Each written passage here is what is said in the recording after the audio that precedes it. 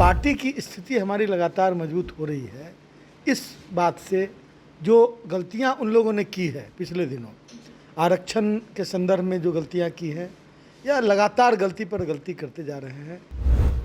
समाज के पिछड़े दलित लोगों से वोट लेते हैं और उसके बाद उनके विरुद्ध साजिश रचते रहते हैं।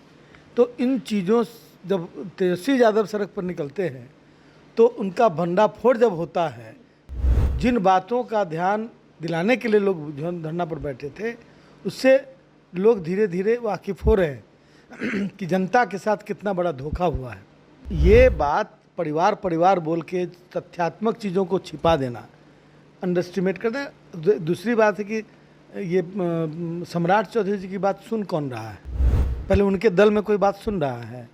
उनके दल में उनको क्या बना दिया गया? बौना और डिब्बी में बंद कर दिया गया। इलेक्शन ख़त्म हो गया, अब उनसे मामला ख़त्म है। यही तो स्वार्थ भरा पहल भारतीय जनता पार्टी और एनडीए वालों का है। नमस्कार, दर्श न्यूज़ देख रहे हैं आप और मैं हूं आपके साथ दक्षा प्रिया।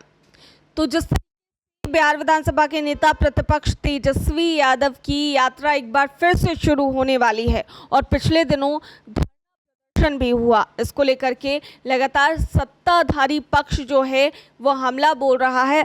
ऐसे में इस वक्त बात करने के लिए हमारे साथ बिहार सरकार के पूर्व मंत्री आलोक कुमार मेहता जी मौजूद हैं और तेजस्वी यादव लालू प्रसाद यादव के बेहद करीबी माने जाते हैं। सर, जिस तरीके से पहले तो यात्रा को लेकर के बात कर लेते हैं, जो यात्रा निकलने वाली है तेजस्वी यादव जी की, उसको लेकर के एक बार फिर से सत्ता पक्ष जो है वो हमला कर रहा है, कह रहे कुछ नहीं होने जाना है इस यात्रा से।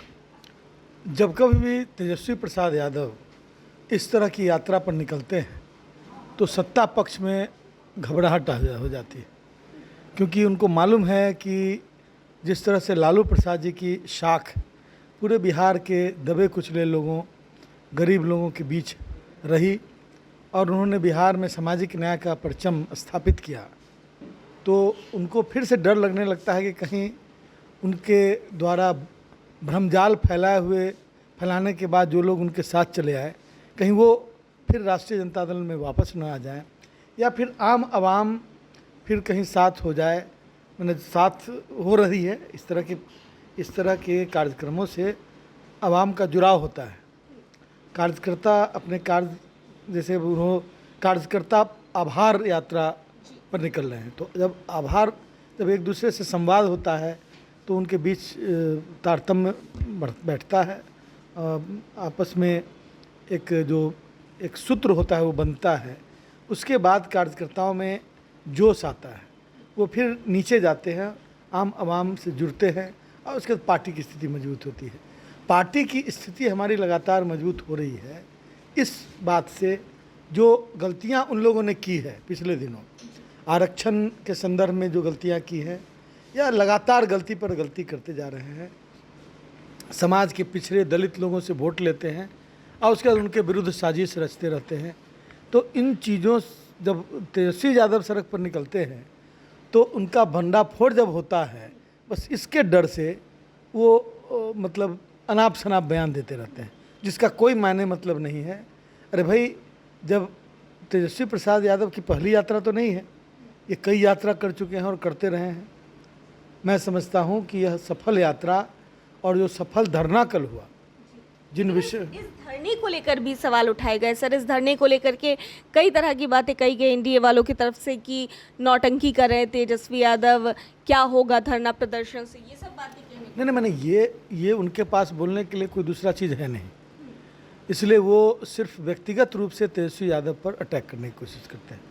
पूरे बिहार में लोग धरना पर बैठे थे, एक पटना में नहीं बैठे थे, सिर्फ पटना में तेजस्वी जी भी बैठे थे। ये अच्छी बात है कि एक कार्यकर्ता की तरह वो धरना पर बैठे थे, लेकिन पूरे बिहार में लोग धरना पर बैठे थे।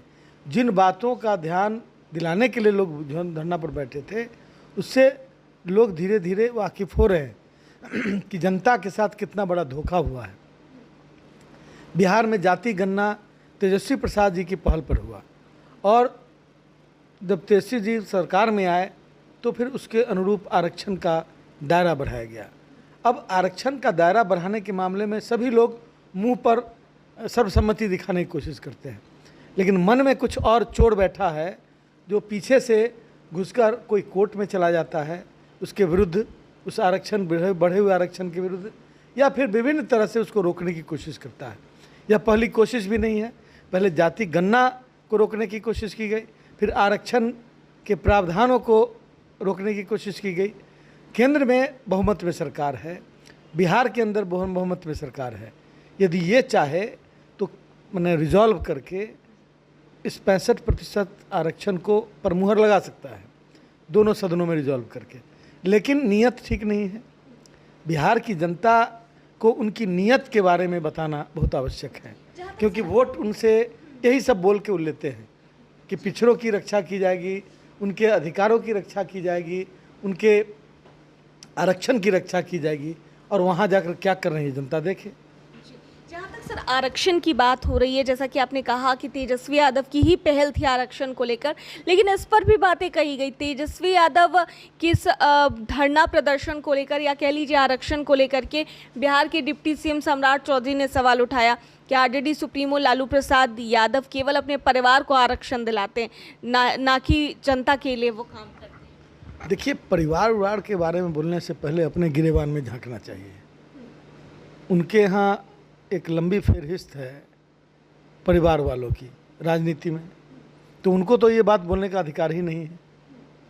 कोई और बोले तो बात समझ में आती है। अब मतलब ये बात परिवार बोल के तथ्यात्मक चीज़ों को छिपा देना, अंडरस्टिमेट करना।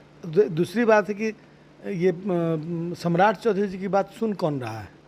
पहले उनके दल में कोई बात सुन रहा है? उनके दल में उनको क्या बना दिया गया? बौना, और डिब्बी में बंद कर दिया गया। इलेक्शन ख़त्म हो गया, अब उनसे मामला ख़त्म है। यही तो स्वार्थ भरा पहल भारतीय जनता पार्टी और एनडीए वालों का है कि काम लेते हैं फिर रद्दी की टोकरी में लिखो और फेंको वाली प्रवृत्ति। तो अब ये कोई और बोले, अब सम्राट चौधरी बोलने लगते हैं, गिरिराज सिंह बोलने लगते हैं, जिसका कोई आधार नहीं रहता है। तो ऐसे लोगों की बातों का हम क्या जवाब दें?